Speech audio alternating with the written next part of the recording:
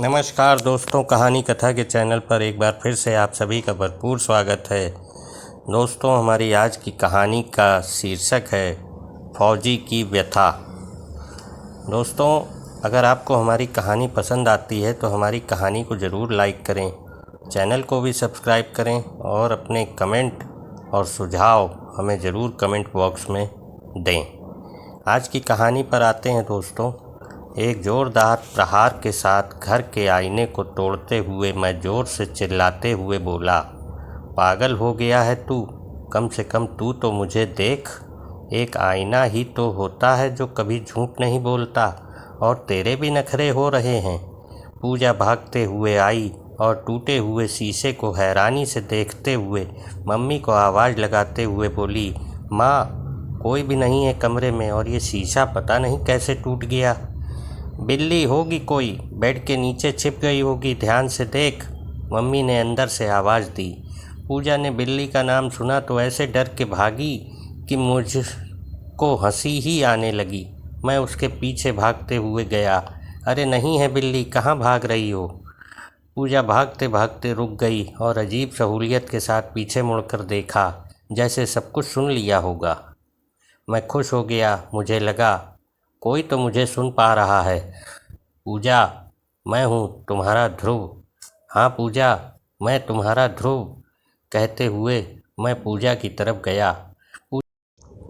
पूजा मेरे लिए रुकी ही नहीं थी। दरवाजे पर उसकी चुनरी फंस गई थी।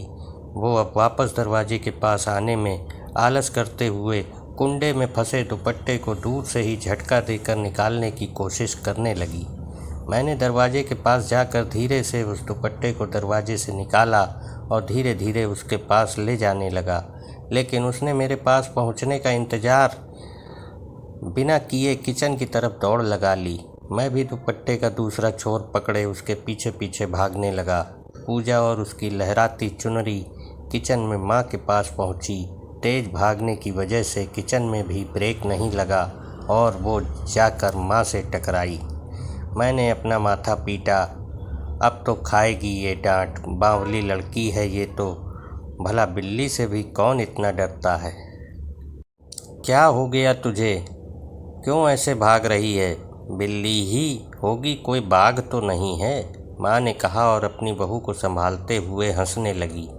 पूरा शीशा टूट गया है, पता नहीं कैसे, ज़रूरी थोड़ी ना है कि बिल्ली ही होगी, पूजा बोली।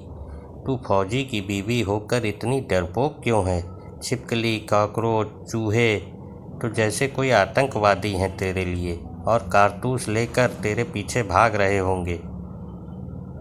आज आएगा ध्रुव तो बोल देना कि पहले घर के आतंकवादियों का सफाया करो, बॉर्डर के तो करते ही रहते हो, माँ बोली। पूजा भी हल्की मुस्कुराहट के साथ चूल्हे में चढ़ाई खीर को चम्मच से हिलाने लगी। कितनी खुशी है दोनों में मेरे आने की, और मैं सुबह से थक गया दोनों को ये बताते बताते कि मैं आ गया हूँ। कब से तो इनके आगे पीछे घूम रहा, लेकिन नहीं, इनको मुझसे कोई मतलब नहीं है, मेरे लिए पकवान बनाने से मतलब है। तू इसको मत हिला, जाकर फ़ोन कर ध्रुव को। कल रात को हुई थी बात, तो बोल रहा था सुबह 8 बजे तक आ जाऊंगा, नाश्ता तैयार रखना। 8:45 बज गए हैं, माँ ने कहा। सुबह से 4 बार कर लिया है फ़ोन, लेकिन वो नहीं उठा रहे हैं। मेरे तो गुड मॉर्निंग का भी जवाब नहीं दिया उन्होंने आज। आने दो उसको, आज तो मैं तो बात भी नहीं करूँगी, पूजा ने कहा। सोया होगा, गाड़ी में जाम लगा होगा, जानबूझकर थोड़ी इग्नोर करेगा। तू एक बार और कर फ़ोन, जा मेरे फ़ोन से कर ले, माँ ने कहा। पूजा ने फ्रिज के ऊपर से माँ का फ़ोन उठाया और मेरा नंबर डायल करते हुए मिलाने लगी। मैं मुस्कुराते हुए सोचने लगा कि पूजा को मेरा नंबर याद रहता है। वो अपने फ़ोन से भी मुझे नंबर डायल करके फ़ोन करती है, जबकि नंबर सेव रहता है और कॉल हिस्ट्री में भी पहले या दूसरे नंबर पर लगभग हमेशा रहता है। फिर भी आदत से मजबूर। घंटी जा रही है लेकिन उठा नहीं रहे। घंटी की आवाज़ सुनकर मैंने जेब को टटोला तो मेरे जेब में फ़ोन नहीं था। संदेशे आते हैं वाले गाने की सीटी मुझे इतनी पसंद थी कि मैंने रिंगटोन पर वही लगाया था।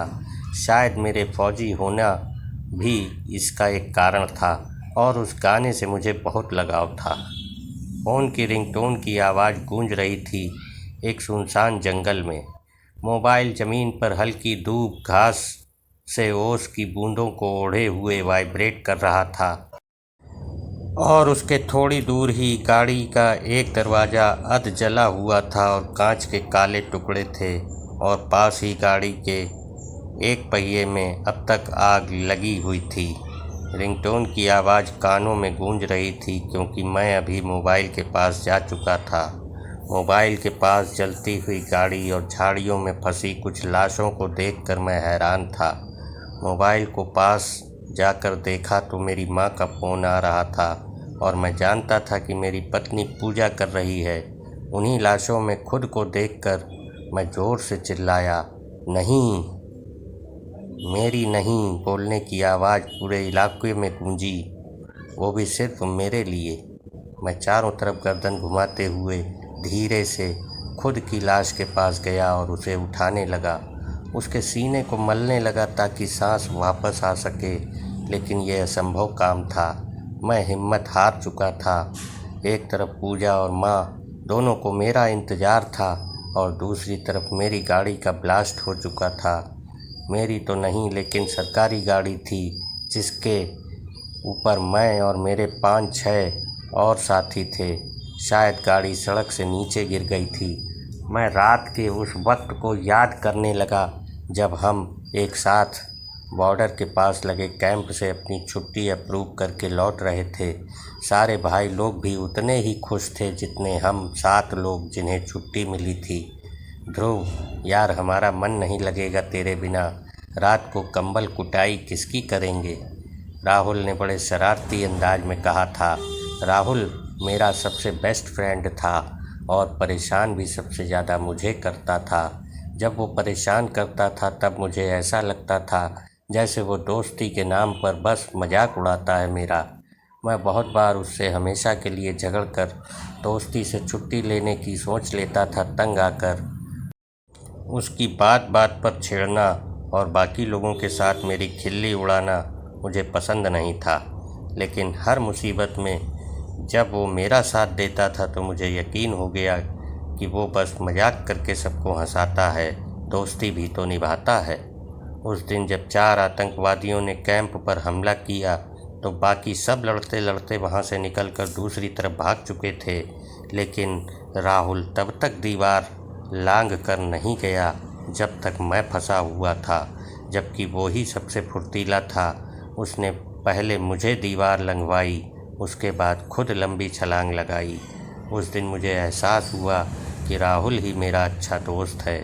कल शाम को हंसते हंसते राहुल ने मुझे विदा किया था और खिल्ली उड़ाते हुए कहा था, अब तो कुछ दिन अपनी बीवी के पल्लू में बंधे रहना, जिसे परसों मैंने आई लव यू बोला था।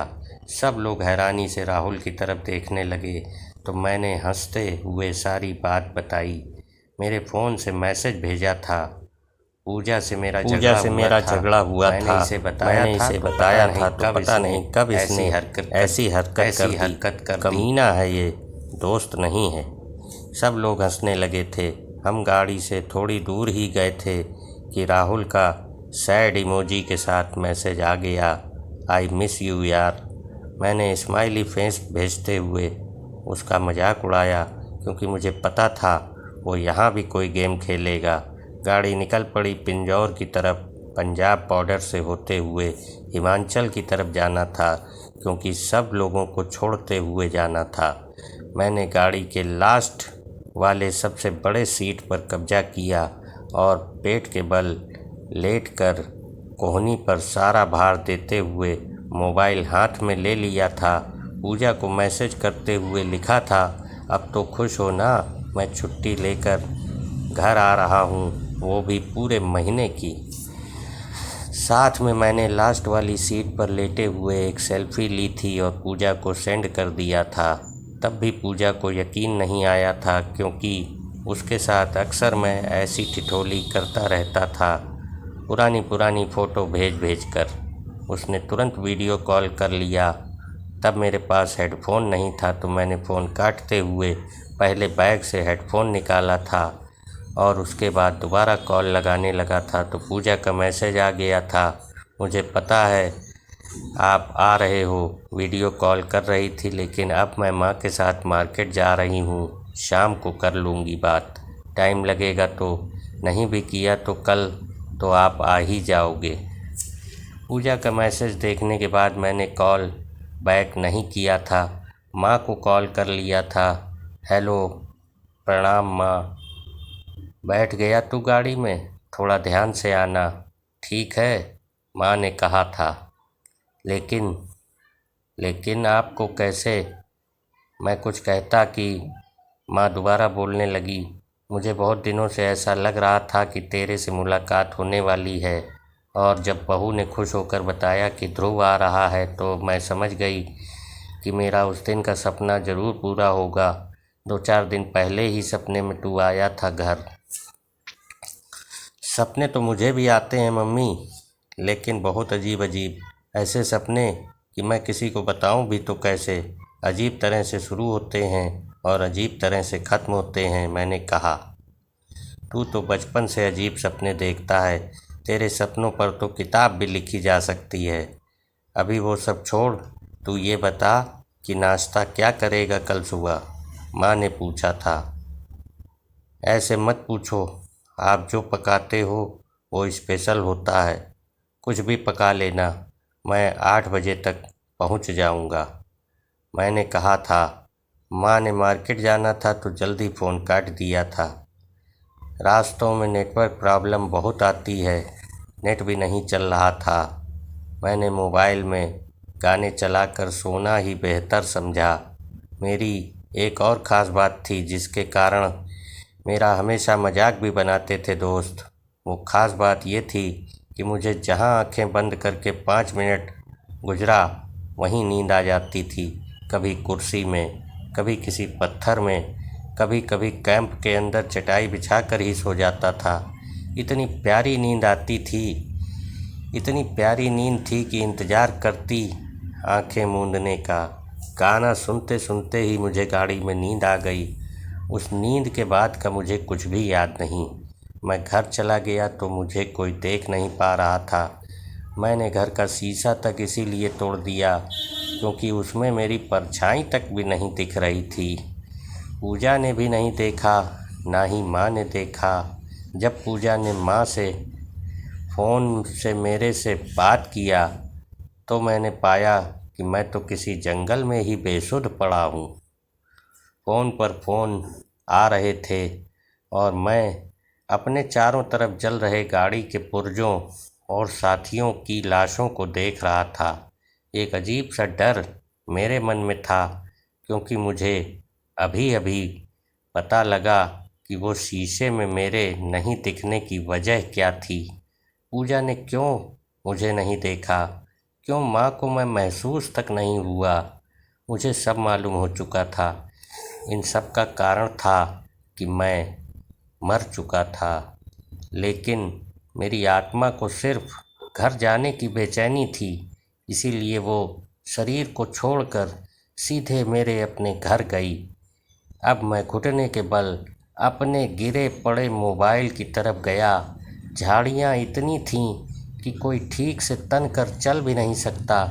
जैसे ही मैं मोबाइल को पकड़ने लगा तो मोबाइल के पास किसी का पैर नज़र आया। मैंने पैर को देखते हुए ऊपर की तरफ गर्दन उठाई तो एक लड़खड़ाता हुआ फौजी को अपने सामने पाया, जिसने वो मोबाइल उठाया और आने वाली कॉल को डिस्कनेक्ट करके एक हेल्पलाइन नंबर डायल कर लिया और बोला, हेलो, गाड़ी number 136 A/2 Amritsar to Himachal पलट गई है और गाड़ी के सारे जवान मौत के घाट उतर गए हैं।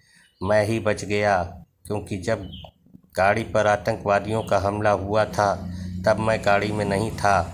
गाड़ी पर इलेक्ट्रिक कारतूस से हमला करके उसका बैलेंस बिगाड़ दिया गया है और पलटते हुए गाड़ी पर गोलियां चलाई गई हैं। मैं बहुत मुश्किल से सभी फौजी भाइयों की लाश तक पहुंचा हूं। ओके, हम करते हैं कुछ, कहते हुए कॉल डिस्कनेक्ट हो गया। अरे, ये तो रघु है, मैंने खुद से कहा और झाड़ी को हटाते हुए रघु के पास गया। रघु से मैं कुछ कहता कि एक बार फिर पूजा का कॉल आया। रघु ने नाम पढ़ा और कहा, क्या कहूँ मैं पूजा भाभी को, कैसे उठाऊँ ये फ़ोन? अरे उठा लेना, प्लीज़ उठा ले और बोल दे कि ध्रुव आ रहा है, उसे बोल देना। मैंने कहा ही था कि रघु भी बोल पड़ा, मुझ में नहीं है हिम्मत, लेकिन ध्रुव जाएगा, ध्रुव घर तो जाएगा, वो भी पूरे शान से। तिरंगा उसका कफन होगा, तिरंगा में लिपट कर ध्रुव घर पहुँचेगा। उससे पहले पहुँच चुकी होगी उसकी कहानी। जिस तरह उसने इन 8 साल में आतंकियों का जीना हराम किया था, घुसपैठियों को उनके कैंप में घुसकर मारने का खिताब भी तो ध्रुव को हासिल है। यही नहीं, ध्रुव ने अकेले 8 आतंकवादियों से लड़कर सुपर हीरो की उपाधि जो हासिल की है, उस दिन को कैसे देश भूल पाएगा जब 4 जवानों को शहीद करने वाले आतंकवादियों ने ध्रुव को किडनैप करके पूरे देश को चुनौती दे दी थी और अपनी शर्त मंजूर करने के लिए धमकियां दे रहे थे। ध्रुव ने ही उस शर्त को न मानने को कहा था, लेकिन सरकार ने अपने जवान के लिए शर्त मंजूर कर ली थी। लेकिन ध्रुव ने उन सभी आतंकियों के साथ उनकी शर्तों का भी अकेले ही बड़ी बहादुरी से नामो निशान तक मिटा दिया था। रघु अकेले अकेले आंखों में पानी लिए मेरी तारीफ में यही सब कुछ कहे जा रहा था। अरे बस कर मेरे भाई, रो मत, तुम मेरे लिए रोते हो और मुझे फिक्र उस माँ की है जिसने कल शाम को भी ठीक से खाना नहीं खाया होगा, ये सोच कर कि कल सुबह अपने बेटे के साथ खाऊंगी। और मेरी बीवी पूजा कितनी बदनसीब है, वो उसे तो प्यार से गले भी साल में एक बार लगाता हूँ। वो भी इंतज़ार कर रही होगी कि मैं आऊँगा तो पहले ढेर सारी शिकायत करेगी और उसके बाद अपने दिल की बात बताएगी। मैं फिर से उसका हाथ पकड़कर उंगली से उसे घुमाते हुए किसी हिंदी पुराने ज़माने के गाने में झूमूंगा, जैसे हर बार झूमते थे। आखिर उसे भी गर्व होता है कि उसका फौजी पति छुट्टी लेकर आया है, जिसे वो सुबह शाम याद करती है। बहुत सारे अरमानों पर पानी फिर चुका था। मैं भी ठहर गया और रघु भी अभी वहीं रुका था। उसने फ़ोन तो नहीं उठाया, लेकिन अब वो अपने ही मोबाइल पर फ़ोन करने लगा, क्योंकि उसका मोबाइल कहीं खो गया था। उसे उम्मीद थी कि यहीं कहीं गिरा होगा। सूरज की शुरुआती किरण अब झाड़ियों से छनते हुए हमारी तरफ आने लगी और झाड़ियों की ओस भी कोहरा बनकर उड़ने लगी। रघु हमारी लाशों के पास ही बैठ गया और इंतज़ार करने लगा कि उसकी मदद के लिए कोई टीम आए। मैं अब जान चुका था कि मैं मर गया, इसीलिए अभी इन झाड़ियों से ज़्यादा ज़रूरी था घर जाकर ये देखना कि कहीं उन तक खबर तो नहीं पहुंच गई। घर गया तो अभी भी वहाँ कुछ नहीं पता था। वो लोग टेंशन में ज़रूर थे कि 9:15 बज गए, लेकिन मैं घर नहीं आया, ना ही फ़ोन उठ रहा था। तेरे पास उनके दोस्तों का नंबर होगा, किसी को फ़ोन करके तो पूछ, माँ ने पूजा से कहा। एक ही का नंबर है, राहुल का, लेकिन वो साथ नहीं आया, मैंने किया था उसको फ़ोन, पूजा ने कहा। एक बार और करके पूछ ले, वो ध्रुव के अलावा किसी और को फ़ोन करके पूछ लेगा, माँ बोली। माँ की जिद को देखते हुए पूजा ने फिर से राहुल को फ़ोन किया। इस बीच राहुल की रघु से बात हो चुकी थी मेरे फ़ोन से, इसलिए राहुल सब जानता था। एक झिझक के साथ राहुल ने फ़ोन उठाया। हेलो भैया, आपकी हुई बात उनसे? पूजा ने कहा। राहुल के पास कहने को कोई शब्द नहीं थे। उसने कांपती हुई रोती सी आवाज़ में कहा, भाभी आप टीवी खोल लो। कहते ही राहुल ने फ़ोन काट दिया। टीवी खोल लो सुनते ही पूजा सुन्न पड़ गई। एक तरफ राहुल की दर्द भरी आवाज़ और ऊपर से उसने कुछ बताया भी नहीं। पूजा की हिम्मत ही नहीं हुई टीवी खोलने की। फिर भी वो आगे गई और टीवी खोलते हुए सोफे में बैठ गई। पूजा को शांत देखकर माँ की चीख निकल आई। सुबह सुबह शीशे के टूटना पहले ही अपशकुन हुआ था। ऊपर से उसकी दाईं आंख सुबह से फड़क रही थी, जिसे वो सिर्फ इसलिए इग्नोर कर रही थी क्योंकि हमेशा अच्छा और पॉजिटिव सोचना चाहिए। टीवी खुलते ही टीवी में समाचार कुछ इस प्रकार थे। सुपर हीरो ध्रुव और उसके साथी हुए आतंकवादियों के धोखे का शिकार। कुछ दिन पहले ध्रुव के दिखाए कारनामे से डरे हुए आतंकवादियों ने रात के अंधेरे का फ़ायदा उठाकर किया पलटवार। देश को फिर से हुआ 6 जवानों को खोने का नुकसान। फिर से भारत माता के 6 पुत्र अब हमेशा के लिए सो गए हैं अपनी माँ की गोद में। 6 शहीद जवानों को पूरा देश देगा भावभीनी श्रद्धांजलि। शहीद जवान ध्रुव की जगह उनकी माँ निर्जला देवी को किया जाएगा सम्मानित। समाचार देखते देखते पूजा बेहोश हो गई और माँ भी आंखों से आंसू बहाते हुए टीवी पर नज़र गड़ाए कुछ न कुछ देख रही थी, न कुछ सुन रही थी, क्योंकि जो उसने सुना था उसके अलावा उसके सुनने लायक कोई भी बात नहीं थी दुनिया में। समाचार के शौकीन पड़ोसी लोग भी खबर सुनकर हमारे घर आने लगे थे। इसी बीच पी पी पी पी पी पी पी पी पी एक गाड़ी हॉर्न देकर लगातार चल रही थी और एक मोबाइल जो बार बार रिंग हो रहा था। बस की सीट के नीचे की तरफ लटका हेडफोन और बैग के ऊपर रखा हुआ सिर, सब कुछ बस के स्लो मोशन चलने से उत्पन्न कंपन से कांप रहे थे। और पसीने से भरा हुआ ध्रुव आंखों से आंसू बहा रहा था। फिर अचानक एक तेज ब्रेक लगने से ध्रुव सीट के नीचे फिसल कर गिर गया। बेइज्जती के डर से एकदम उठा और देखने लगा कि किसी ने उसे गिरते हुए देखा तो नहीं, वरना फिर से सब खिल्ली उड़ाने लगेंगे। शुक्र है सब मज़े से सो रहे थे। बस ड्राइवर जागा हुआ था। खिड़की से बाहर झांकते हुए उबासी लेकर ध्रुव झट से बैठ गया। हे प्रभु, ये सुपर हीरो बनने के सपने क्यों इतने तंग करते हैं मुझे। अपने फौजी साथी तो मुझे पेल के रखते हैं, फिर इतने सारे आतंकवादियों को उनके कैंप में जाकर कैसे मारा मैंने, और मैं खुद भी तो मरा। बेकार, आज वाला सपना तो बिल्कुल ही बेकार था। कहते हुए ध्रुव ने हेडफोन कान में डालते हुए पूजा को फ़ोन किया। हेलो, उठ गई या सोई हो अभी? नींद ही किसे आई, पता नहीं जब आपने आना होता है तो नींद कहाँ गायब हो जाती है, पूजा ने कहा।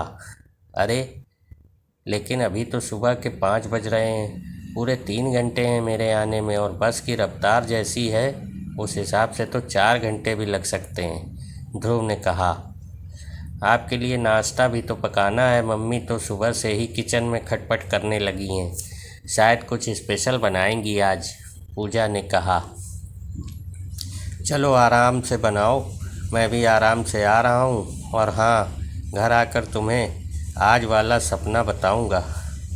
आज का तो सपना मेरा इतना खतरनाक था कि जब उठा तो पूरी आंखें भीग गई थीं, ध्रुव ने कहा। ऐसा भी क्या देख लिया?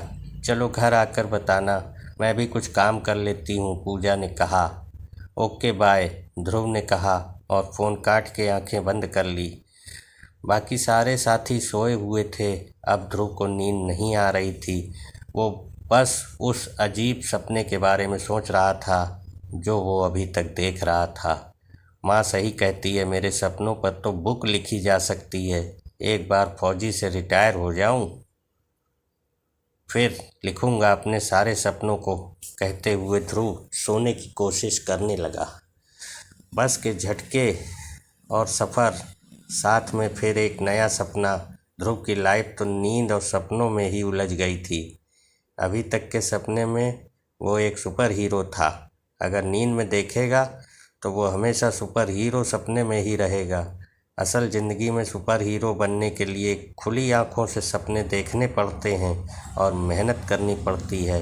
खैर, ध्रुव को मेहनत करना पसंद था, लेकिन सिर्फ सपनों में। इसलिए तो वो बिना मेहनत के जहां आंखें बंद करता था वहीं सो जाता था। दोस्तों, ये हमारी आज की कहानी कैसी लगी आपको? ये कहने को तो एक कहानी है दोस्तों, पर सच्चाई ये है कि हर फौजी के साथ ये घटना कभी भी किसी भी समय घट सकती है। मेरे देश का एक एक फौजी असल मायने में वो सुपर हीरो है, वही सुपर हीरो है, वही सुपर हीरो है।